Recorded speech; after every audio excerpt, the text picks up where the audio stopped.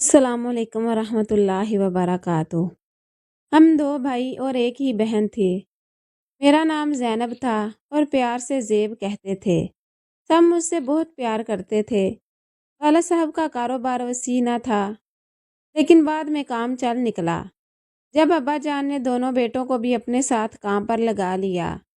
میرے دو بھائی ان دنوں میٹرک کر چکے تھے۔ دونوں فرما بردار تھے۔ ابا جان جو حکم دیتے وہ سر ہم تسلیم کر لیتے تھے۔ میری امی والد صاحب کی دوسری بیوی تھی۔ پہلی بیوی سے اولاد نہ ہوئی تو اس خاتون نے اولاد کی خاطر اپنے شوہر کی دوسری شادی کروا دی۔ ابھی خاندان بھر ان کی عزت کرتا تھا۔ وہ تھی بھی قابل تعریف، شریف النفس اور والد صاحب کی اطاعت گزار۔ والد صاحب بھی اپنی پہلی بیوی کی بہت قدر کرتے تھے۔ انہوں نے میری امی اور بچوں سے کہہ دیا تھا کہ آپ لوگوں نے میری پہلی شریک حیات کی عزت کرنی ہے۔ سارا گھر سبھی ان کے قدم چھوتے کہ وہ تھی ہی اتنی محبت کرنے والی۔ امی کے سب بچوں کو ماں بن کر پالا۔ مجھ سے تو وہ بے حد محبت کرتی تھی۔ میں بھی اپنی سگی ماں سے زیادہ ان سے پیار کرتی تھی۔ خدا کی قدرت، میرے بچپن میں ہی میری سگی امی کا انتقال ہو گیا۔ میں تو پہلے سے ہی بڑی امی کے ساتھ رہتی تھی۔ انہوں نے مجھے اتنا پیار دیا کہ سگی ماں کی کمی محسوس نہ ہونے دی۔ ہمارے گھر میں کسی چیز کی کمی نہ تھی۔ بھائی بھی مجھ سے بہت پیار کرتے تھے۔ جب گھر آتے میرے لیے کچھ نہ کچھ لے کر ہی آتے تھے۔ میٹرک کے بعد میں نے کالج میں داخلہ لیا۔ میں بہت خوش تھی۔ یہاں میری کئی سہیلیاں بن گئی تھی۔ ہم پشاور میں رہتے تھے، وہاں کالج نہیں تھا، تو والد صاحب ہم کو اسلام آباد لے آئے، جہاں ان کا کاروبار تھا جو اب ترقی پر تھا۔ کالج میں داخلے کے بعد میں نے جانا کہ زندگی کتنی حسین ہوتی ہے۔ تھوڑی آزادی، کچھ پڑھائی، پھر سہیلیوں سے گپ شپ۔ یوں تو کئی سہیلیاں بن گئی تھی، لیکن مکرمہ سے میری زیادہ دوستی تھی۔ وہ مجھ کو بتاتی کہ دنیا بہت حسین ہے۔ وہ ملکوں سیر کر چکی تھی۔ اس کے والد ایسے محکمے میں تھے کہ ان کے ساتھ کئی ملکوں میں جانا ہوا تھا۔ اس کی باتیں سن کر مجھے حیرت ہوتی کہ میں تو ایک پسماندہ علاقے سے آئی تھی۔ مکرمہ کہتی اگر تم گھوم پھر نہیں سکتی تو کم از کم موبائل فون ہی لے لو، جس پر گھر بیٹھے دنیا کے حسین نظارے دیکھ سکو۔ تب میری بھی خواہش ہوتی کہ کاش میرے پاس موبائل فون ہوتا، لیکن میں تو بس اس کی آرزو ہی کر سکتی تھی۔ والد صاحب یوں تو مجھے بہت چاہتے تھے، لیکن فون مجھ کو دینے کے حق میں نہیں تھے۔ ہمارے گھر ٹی وی تک نہ تھا۔ میرے بھائیوں کے پاس فون تھے، مگر وہ میری پہنچ سے باہر تھے۔ میں اپنی امی کے ساتھ گاؤں میں اور والد اکثر کاروبار کے سلسلے میں باہر ہوتے۔ ان دنوں وہ ہفتے میں صرف ایک دن گھر آیا کرتے تھے۔ کالج جاتی تو لڑکیوں کے پاس فون دیکھ کر سوچتی کہ یہ کوئی انوکھی چیز ہے جس تک سب کی پہنچ ہے لیکن میری نہیں۔ میں خود کو اپنی دوستوں میں کم تر سمجھنے لگی تھی۔ رفتہ رفتہ میرا شوق بڑھنے لگا۔ ایک دن مکرمہ کے گھر گئی تو اس نے مجھے موبائل فون پر بہت سی چیزیں دکھائی جو میرے لیے نئی تھی۔ یہ سب میرے لیے باعث دلچسپی ہوا۔ گھر آ کر بڑے بھائی سے کہا کہ میری ساری سہیلیوں کے پاس موبائل فون ہیں، ایک میرے پاس ہی نہیں ہے۔ جب وہ اس میں سے تعلیم کے حوالے سے معلومات لیتی ہیں تو میں ان کو منہ اٹھائے دیکھتی رہتی ہوں۔ بھائی پلیز مجھے بھی موبائل فون دلا دو۔ ابو نہیں مانیں گے جان بی بی، بھائی نے کہا۔ پھر جب مجھے اداس دیکھا تو کسی طرح ابو کو منا کر مجھے فون لا دیا اور وعدہ لیا کہ میں صرف اس کو تعلیم کے لیے استعمال کروں گی اور دیگر فضولیات قسم کی چیزیں دیکھنے میں وقت برباد نہ کروں گی۔ انہوں نے میری چند سہیلیوں کے نمبر بھی اس میں سیو کر دیے اور بولے بس ضروری نمبر ہی اس میں رکھنا اور ضرورت کے وقت ہی استعمال کرنا۔ جب کوئی ایسی چیز ہاتھ میں آ جائے جو دلچسپ بھی ہو اور اپنے اختیار میں بھی، تب کب رہا جاتا ہے۔ اب تو کسی بات میں دل ہی نہ لگتا تھا، پڑھائی میں بھی نہیں، جس کے بہانے فون لیا تھا۔ بھائی باہر ہوتے، ابو اپنے کمرے میں سو جاتے تو میں رات بھر موبائل میں لگی رہتی۔ رات آنکھوں میں بیت جاتی اور مجھے پتہ بھی نہ چلتا۔ میں بڑی امی کے ساتھ ان کے کمرے میں سوتی تھی۔ جب انہوں نے دیکھا کہ یہ تو رات بھر موبائل پر لگی رہتی ہے تو انہوں نے مجھ سے موبائل لے کر تالے میں رکھ دیا۔ اب میں بے چین رہنے لگی۔ जैसे मेरी कीमती चीज छिन गई हो। यहाँ तक कि डिप्रेशन में रहने लगी। मैं अम्मी से लड़ती और रोने लगती। मेरी हालत देखकर उन्होंने इस वादे पर फ़ोन वापस किया कि मैं रात को ना देखूंगी और दिन को भी बस 2 घंटे ही देखूंगी। मैंने वादा कर लिया। फ़ोन हाथ में आया तो फिर खुद पर एहतियार ना रहा और दोबारा से इसे देखने में लग गई। क्लास के अंदर तो फ़ोन खोलने की इजाज़त ना थी, लेकिन आप पीरियड या क्लास से बाहर फ़ोन यूज़ कर सकते थे। यूँ समझ लें कि मोबाइल फ़ोन से लुत्फ़ उठाने के लिए अपने घर से बेहतर जगह और कोई ना थी। एक रोज़ किसी ने मुझे आज खुद ज्वाइन कर लिया। ना जाने मेरा नंबर कहाँ से लिया था इसने। मैंने भी तजस्सुस के मारे इसे कॉन्टैक्ट्स में शामिल कर लिया।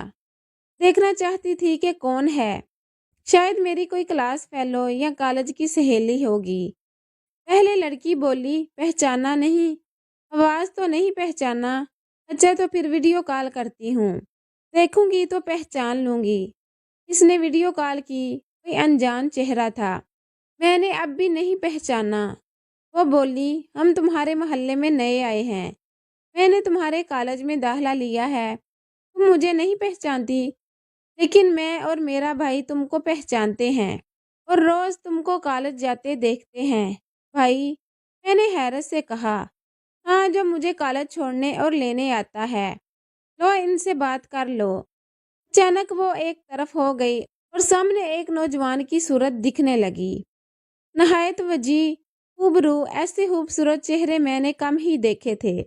बेएख्तियार मेरे मुंह से निकल गया कि वाह, तुम तो कोई हीरो मालूम होते हो। हीरो कहो या विलन, लेकिन माँ दौलत की कोई हीरोइन नहीं है अभी तक। तो कोई हीरोइन ढूंढ लो, इसलिए तो तुमको फ़ोन किया है। मैंने शट अप कहकर फ़ोन रख दिया। मुझे एहसास हुआ कि मैंने गलत किया जो किसी अजनबी नंबर को ज्वाइन कर लिया। अभी मैं सोच ही रही थी कि फिर फ़ोन आ गया। मैंने कहा, तुम बहुत ढीठ हो। मैं नंबर डिलीट करने का सोच रही थी कि तुमने फ़ोन कर दिया। नंबर डिलीट करने की ज़रूरत नहीं। तुमने कह दिया फ़ोन ना करना, तो बस काफ़ी है। अब मैं फ़ोन ना करूँगा। और ये नंबर मेरी बहन का है, जो तुम्हारी मोहल्लेदार है, और मोहल्लेदार कभी न कभी काम आ जाते हैं। दरअसल इसे कॉलेज ले जाने वाला कोई नहीं है।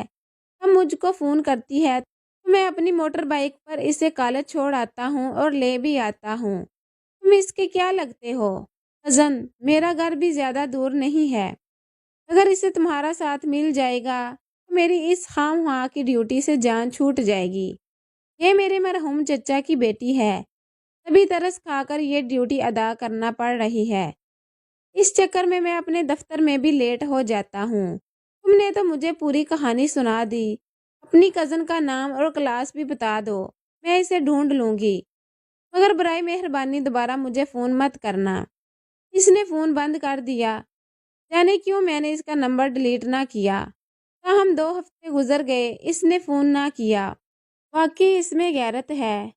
अभी तो मुझे फ़ोन नहीं किया। मेरे दिल की हलश बढ़ती गई। दिल को इंतज़ार सा रहने लगा कि ऐ काश वो एक बार फ़ोन कर ले। कम अज़ कम इसकी कज़न का नाम तो मालूम हो, जो मेरे कॉलेज में पढ़ती है। फिर बेशक इस नंबर को डिलीट कर दूंगी। मैं इस लड़की से पूछना चाहती थी कि आखिर उसको मेरा नंबर किसने दिया है। इंसान के अपने दिल के अंदर चोर छुपा हो तो ऐसी बातें तंग करती हैं। दरअसल अब मोबाइल फ़ोन से भी दिल भर जाता। ऊपर से अम्मी का बार बार टोकना और भाइयों का डर। जब वो घर में होते तो मैं फ़ोन को हाथ भी न लगाती, अम्मी के पास रखवा देती। बाबा जान अम्मी से बहुत प्यार करते थे। एक दिन अम्मी ने इनसे कहा कि मैं चाहती हूँ आप अपनी ज़िंदगी में इसका हिस्सा इसके नाम कर दें। लड़की है, हमारे बाद किसी की मोहताज ना हो। वालिद ने अम्मी का कहा मान लिया और मेरे नाम 50 लाख रुपए जमा करवा दिए। मैं बहुत खुश हुई। चेकबुक उन्होंने अपनी अलमारी में रख दी कि जब ज़रूरत पड़ी निकलवा लेंगे। भाइयों को तो उन्होंने ट्रक लेकर दिए हुए थे, जो बार बार दारी के लिए चलते थे। इसके अलावा भी जायदाद दोनों भाइयों को मिलनी थी, इसलिए वालिद ने मेरा हिस्सा नकद रुपए की सूरत में बैंक में डलवा दिया कि मुनाफा भी जमा होता रहेगा। वालिदैन को बेटों से ज़्यादा बेटियों के हाथ पीले करने की फ़िक्र होती है। بابا جان کو بھی میری شادی کی فکر تھی۔ جب رشتہ آیا تو میں نے رونا شروع کر دیا کہ ابھی پڑھنا چاہتی ہوں، اتنی جلدی شادی نہیں کرنا چاہتی۔ مجھے روتے دیکھ کر ماں باپ دونوں چپ ہو گئے۔ بابا جان نے میرے دونوں بڑے بھائیوں کی شادیاں کر دی۔ ان دنوں میں سیکنڈ ایئر میں تھی جب ابو کا انتقال ہو گیا۔ ماں گئی تو ان کی کمی محسوس نہ ہوئی کہ بڑی ماں موجود تھی، مگر باپ کے جانے سے تو بالکل ادھوری ہو گئی۔ سوچتی تھی کہ اب کیسے رہوں گی۔ میرے دماغ پر اس صدمے کا بہت اثر ہوا، میں بیمار پڑ گئی۔ 1 ماہ ہسپتال میں رہی۔ 1 ماہ بعد کالج جانا شروع کیا تو اسی رات فون کی گھنٹی بجی۔ بھائی بھابھیوں کے ساتھ اپنے کمروں میں تھے، امی سو گئی تھی۔ میں نے فون اٹھایا، آواز جانی پہچانی تھی۔ کیا بات ہے، اتنے دنوں سے کالج نہیں گئی؟ تم سے کہا تھا نا فون نہیں کروں گا، لیکن آج تم کو کالج جاتے دیکھا تو رہ نہ سکا۔ تمہاری خیریت معلوم کرنے کو فون کیا ہے۔ مجھے معاف کرنا، میرا وعدہ آئندہ فون نہیں کروں گا، بس خیریت بتا دو۔ بابا جان فوت ہو گئے ہیں اور میں بیمار تھی۔ بے اختیار یہ جملے میرے منہ سے نکل گئے، جیسے وہ میرا کوئی غمسار ہو۔ مجھے افسوس ہے زیب، اس نے دکھ سے کہا۔ گویا میرا نام بھی معلوم ہے۔ کس نے میرا نام بتایا تم کو؟ جس نے نمبر دیا ہے۔ کس نے نمبر دیا ہے؟ جس نے نام بتایا ہے۔ مذاق مت کرو، میں نے کہا۔ مذاق کی بات نہیں، لیکن جس نے نام بتایا اور نمبر دیا، اس نے وعدہ لیا تھا کہ میں تم کو اس کا نام نہیں بتاؤں گا۔ اچھی بات ہے، انسان وعدہ کرے تو اسے وعدہ نبھانا چاہیے۔ تھوڑی دیر وہ خاموش رہا، پھر بولا، اگر اجازت دو تو کبھی کبھی فون کر لیا کروں۔ اجازت ہے، یہ کہہ کر میں نے فون رکھ دیا۔ بعد میں سوچا کہ میں نے ایسا کیوں کہا۔ شاید ان دنوں میں بہت ٹوٹی ہوئی تھی اور واقعی مجھے کسی غمسار، کسی باتیں کرنے والے کی ضرورت تھی۔ کوئی 10 دن بعد پھر اس کا فون آ گیا۔ اس بار جب میں نے پوچھا کون، تو جواب ملا احمر۔ اس نے اپنا نام بتا دیا، لیکن اپنی کزن کا نام نہیں بتایا۔ اب تو میں دن رات پریشان رہنے لگی۔ میں نے مکرمہ کو بتایا اور کہا کہ جانے کون ہے، اس نے تو میری زندگی اجیرن بنا دی ہے۔ فون کرتا ہے تو پریشان ہوتی ہوں، نہیں کرتا تو بھی پریشان رہنے لگتی ہوں۔ کیا کروں آخر؟ وہ بولی، بس اتنی سی بات ہے، دل بڑا کرو اور اس سے بات کر لیا کرو، وہ تم کو کھا تو نہیں جائے گا۔ مکرمہ نے حوصلہ بڑھا کر میری مشکل حل کر دی۔ پہلے صرف آڈیو کال ہوتی تھی، پھر ویڈیو کال ہونے لگی۔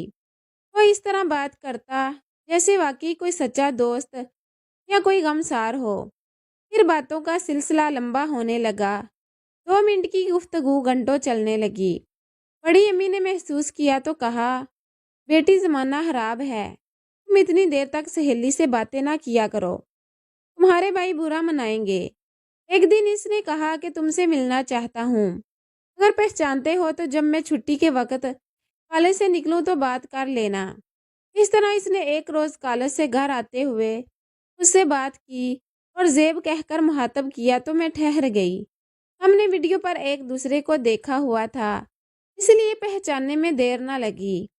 وہ اپنی تصویر سے کہیں زیادہ خوبصورت تھا، اونچا لمبا قد اور سرخ و سفید رنگت۔ میں تو اسے دیکھ کر حیران رہ گئی۔ یہ ایک جادوئی ملاقات تھی کہ اس کے بعد میں اکثر اس سے ملنے جلنے لگی اور اس کے بغیر بے قرار رہنے لگی۔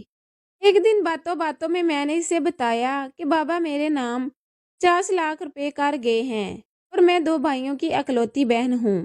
اس پر وہ بولا، زیب بھائی میں تو بہت غریب ہوں، لگتا ہے تم مجھ سے دل لگی کر رہی ہو، تمہیں مجھ سے محبت نہیں ہے۔ اس طرح کی باتیں کر کے وہ سچ مچ رونے لگا۔ مجھے اس کے رونے کا بڑا دکھ پہنچا۔ تبھی میں نے کہا، تم مجھ سے میری محبت کا کیسا ثبوت چاہتے ہو؟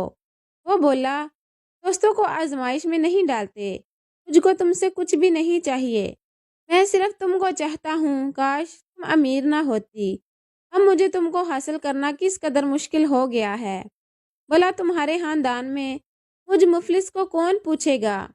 ایک رات اس نے فون کیا، بولا صبح تمہیں میرے ساتھ چلنا ہے۔ اس کے اصرار پر میں نے امی سے کہا کہ صبح میں اپنی ایک ہم جماعت سہیلی کے نکاح میں جاؤں گی۔ امی نے اجازت دے دی۔ مجھے پتا تھا کہ بھائی ٹرک پر گئے ہوئے ہیں، اتنی جلدی آنے والے نہیں، وہ دوسرے شہر گئے ہوئے تھے۔ میں کالج کے راستے سے احمد کے موٹر سائیکل پر بیٹھ گئی۔ وہ مجھے اپنے گھر لے گیا۔ اس کے گھر میں کوئی نہیں تھا۔ تنہائی میں بڑے بڑے پارساؤں کے قدم ڈگمگا جاتے ہیں۔ جب پانی سر سے گزر جائے تو کچھ باقی نہیں رہتا۔ میں رونے لگی تو اس نے تسلی دی کہ ہر مشکل وقت میں وہ میرا ساتھ دے گا۔ میں نے اس سے کہا کہ اب میں گھر نہیں جاؤں گی۔ اس نے سمجھایا کہ ابھی گھر واپس جانا ہوگا کیونکہ اس کو اپنے پیروں پر کھڑے ہونے میں وقت لگے گا۔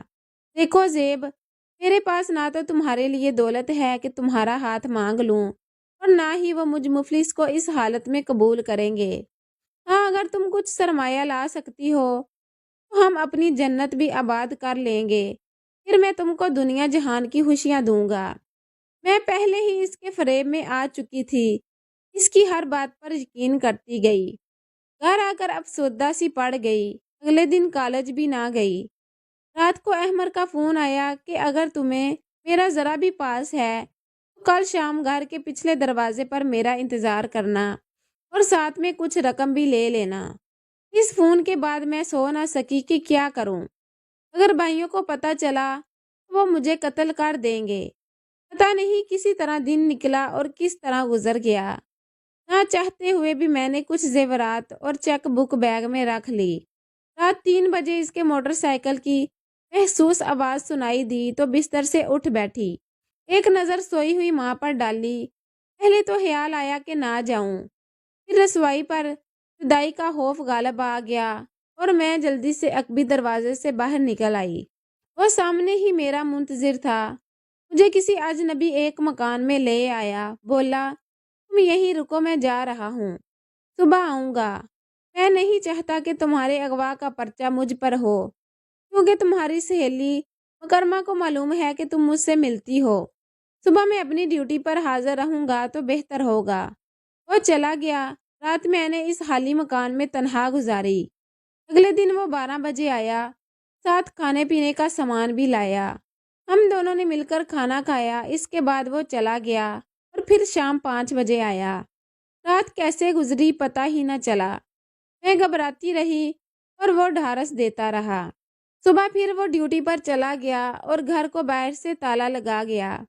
اکیلے ویران گھر میں دن میں بھی مجھے ڈر لگتا تھا۔ اگلے دن اس نے بتایا کہ تمہارے بھائیوں نے پرچہ نہیں کروایا ہے۔ پولیس تمہاری سہیلی مکرمہ سے پوچھ گچھ کرنا چاہتی تھی، مگر وہ امیر باپ کی بیٹی ہے، اس کے باپ کی بڑی پوزیشن ہے، اسی وجہ سے انہوں نے تفتیش روک دی ہے۔ کسی مرد پر تمہارے بھائیوں نے شک ظاہر نہیں کیا۔ میں نے احمد سے کہا ہم عدالت میں جا کر نکاح کر لیتے ہیں، مگر وہ راضی نہیں ہوا۔ کہنے لگا چند دن ٹھہرو، وہ اس معاملے کو ٹھنڈا ہونے دو۔ اس طرح کرتے کرتے مہینہ گزر گیا۔ وہ روز کوئی نہ کوئی بہانہ کر کے بات ٹال دیتا۔ ایک روز اس نے کہا زیب، کیوں نہ ہم بیرون ملک چلے جائیں؟ مجھ سے نکاح کر لوگے تو باہر چلے جائیں گے۔ ٹھیک ہے، یہ دونوں کام کر لیتے ہیں، مگر باہر جانے کے لیے کافی رقم درکار ہوگی۔ ایک بار ہم نے رقم نکلوائی تھی، اب دوبارہ اس کے ساتھ بینک جانے سے ڈر رہی تھی، کیونکہ اس طرح پکڑے جانے کا خطرہ تھا۔ اس کام میں اس کے دوست نے مدد کی جو اس کے ساتھ بینک میں ہی کام کرتا تھا۔ کیوں جس قدر اس کو فائدہ ہو سکتا تھا اس نے لے لیا۔ اب اس نے کہا زیب، آج تیار رہنا، آج میرے ایک دوست کے گھر ہمارے نکاح کا انتظام ہے۔ میں خوشی خوشی تیار ہو گئی کہ چلو اب اس کی بیوی بن جاؤں گی تو محفوظ ہو جاؤں گی۔ وہ مجھے لاہور لے آیا، کہنے لگا یہاں ہم زیادہ محفوظ ہیں۔ میں نے کہا جیسی تمہاری مرضی۔ وہ مجھے جس گھر میں لایا یہاں کوئی عورت نہ تھی۔ وہ اور اس کا دوست ایک اور شخص کو لائے جس کو وہ راجہ پکار رہے تھے۔ مجھے بتایا کہ راجہ ہمارے نکاح کا انتظام کرے گا۔ راجہ نے احمد سے کہا شادی کرنے چلے ہو، اپنا اور دلہن کا نیا جوڑا تو خرید لو، کچھ پھول بھی لے لیتے ہیں، میں قاضی کا انتظام کرتا ہوں۔ اب احمد بولا ہم بھی تمہارے ساتھ چلتے ہیں کیونکہ ہمارے پاس گاڑی نہیں ہے۔ راجہ نے جواب دیا ٹھیک ہے۔ مجھے گھر میں چھوڑ کر وہ چلے گئے اور دروازے کو باہر سے تالا لگا گئے۔ صبح کے گئے شام ہو گئی۔ انتظار کرتے کرتے تھک گئی، وہ نہیں آئے۔ खुदा खुदा करके शाम को बैरूनी दरवाजे का ताला खुलने की आवाज़ आई तो मेरी जान में जान आई। मगर ये क्या, राजा तो अकेला आया था। इसके साथ अहमद था और ना इसका दोस्त। वो कुछ घबराया हुआ था। इसका चेहरा देखकर मैं परेशान हो गई। इसने कहा, अहमद निकाह के लिए वकील के पास बैठा है, मुझे तुमको लाने के लिए भेजा है। तुम पहले खाना खा लो। मुझे भूख नहीं है, मुझे अहमद के पास जाना है। हाँ हाँ, वहाँ ही तो चलना है, अदालत में निकाह होगा, तुम थोड़ा सा खा लो। मैं बहुत अच्छे होटल से खाना लाया हूँ। सुबह से तुमने कुछ नहीं खाया। ना चाहते हुए मैंने थोड़ा सा खाया। अहमद के बगैर राजा को देखकर मुझे वहशत हो रही थी। ये उधेड़ उम्र का आदमी था और हुलिये से भी कुछ ठीक नहीं लगता था। जब मैंने खाना खा लिया, इसने मुझे गाड़ी में बिठाया और रास्ते में बताया कि दरअसल अहमद का एक्सीडेंट हो गया है, वो अस्पताल में है, हम अस्पताल जा रहे हैं। मैंने तुमको इसलिए फौरन नहीं बताया कि तुम खाना भी नहीं खाओगी। घबराओ नहीं, अभी वो बेहोश है, कल सुबह तक होश में आ जाएगा, डॉक्टर ने तसल्ली दी है। अस्पताल में वाकई वो बेहोश पड़ा था, सर पर पट्टी बंधी हुई थी। मैं इसे इस हाल में देखकर रोने लगी। रो मत, यहाँ सबकी नज़रों में आ जाओगी। अस्पताल का अमला पूछेगा कि ये कौन है। अभी घर चलो, कल सुबह फिर आ जाएंगे। रात को तुम्हें घर में अकेले रहना होगा, क्योंकि मैं तो अहमद के पास रहूंगा। मैं अकेली नहीं रह सकती, मुझे डर लगता है। ठीक है, मैं तुमको अपनी खाला के घर छोड़ देता हूँ, वो और इनकी बेटियां तुम्हारा ख्याल रखेंगी। करता क्या ना करता, मैं इसके साथ चल दी। अब मैं इसके एहतियार में थी। वो मुझे जिस घर में लाया, यहाँ की तो फजा ही कुछ और थी। उससे कई लड़कियां बनी संवरी बैठी थी। अहमद की परेशानी में तो खवास खोए हुए थी। ये तक नहीं पूछा कि ये सब क्या है। राजा ने एक उधेड़ उम्र औरत को इशारा किया और कहा, मेरे दोस्त की अमानत है हाला, इसका ख्याल रखना, मैं सुबह आऊँगा। ये कहकर वो चला गया। औरत जिसको राजा ने हाला कहा था, सब लड़कियां इस तरह से इससे बातें कर रही थी जैसे वो इनकी माँ हो।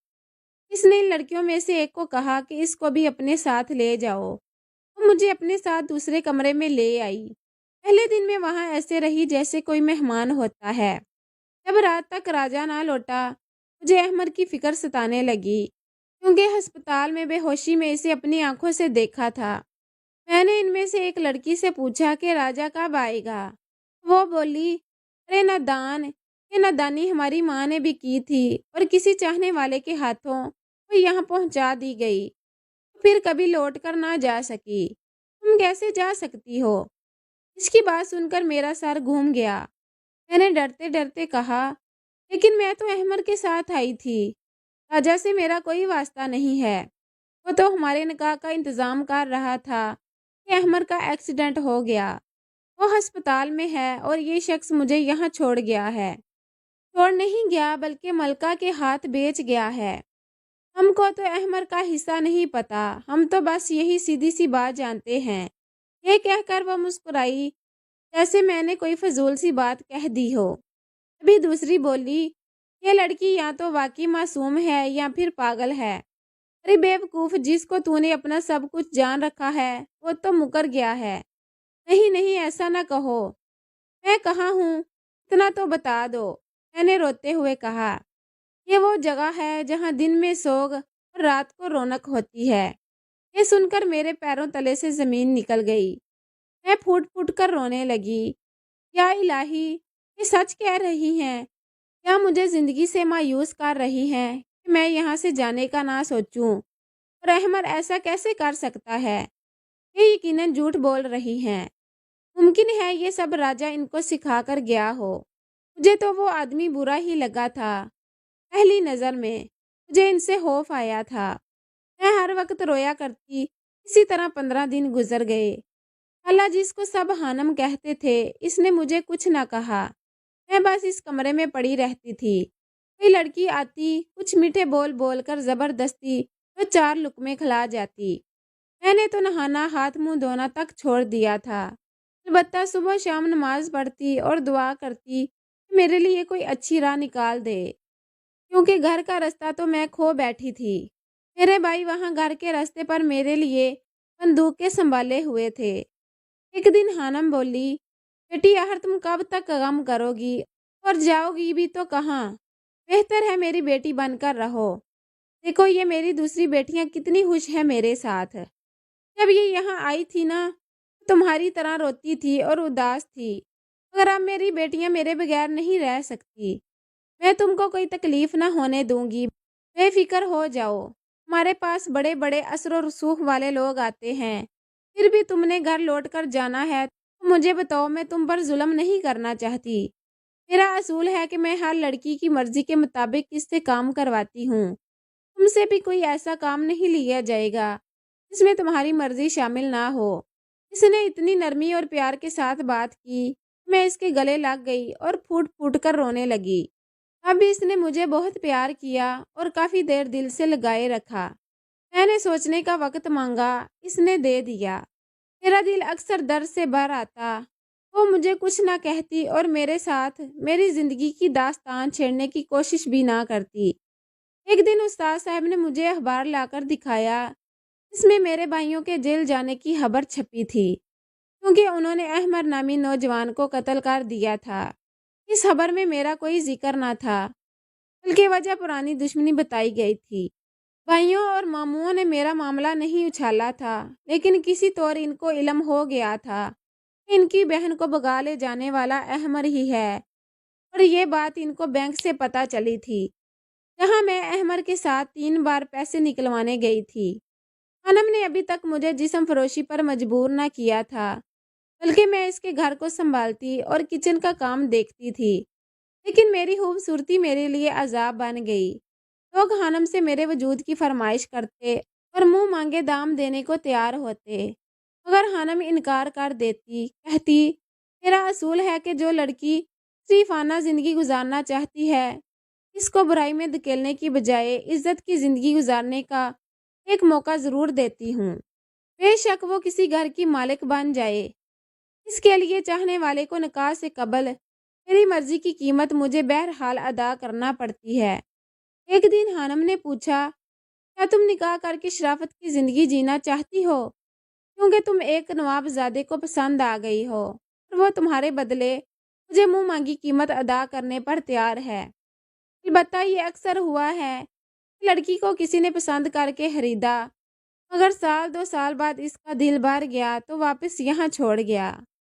ऐसी लड़कियां फिर हमारी हो जाती हैं और रो धोकर यहाँ ही रह जाती हैं, क्योंकि हमारा माशरा फिर उनको कबूल नहीं करता। अब मैंने हानम से कहा, जिसने मुझे पसंद किया है, बेहतर है आप मेरी इससे शादी करा दें और मेरे बदले अपने दाम खरे कर लें। आगे मेरी किस्मत, क्योंकि अब मैं घर नहीं जा सकती। हमारी बरादरी घर से भागी हुई लड़की को फिर कबूल नहीं करती। हानम ने ऐसा ही किया। इस शख्स से मेरा निकाह करवा कर मुझे इसके साथ रुखसत कर दिया। अल्लाह ने मेरी इज्जत की ज़िंदगी ऐसे ही लिखी थी कि राशिद ने मुझको अपनी इज्जत बनाया तो उम्र भर साथ निभाया और मुझे कोई तकलीफ नहीं दी। मैंने इसके साथ अच्छी ज़िंदगी गुजारी। अब मेरे बच्चे जवान हैं, राशिद की वफ़ात हो चुकी है, ससुराल में मेरी इज्जत की जाती है। मैं खुदा का शुक्र अदा करती हूँ कि इसने मुझ भटकी हुई को मज़ीद भटकने से बचा लिया।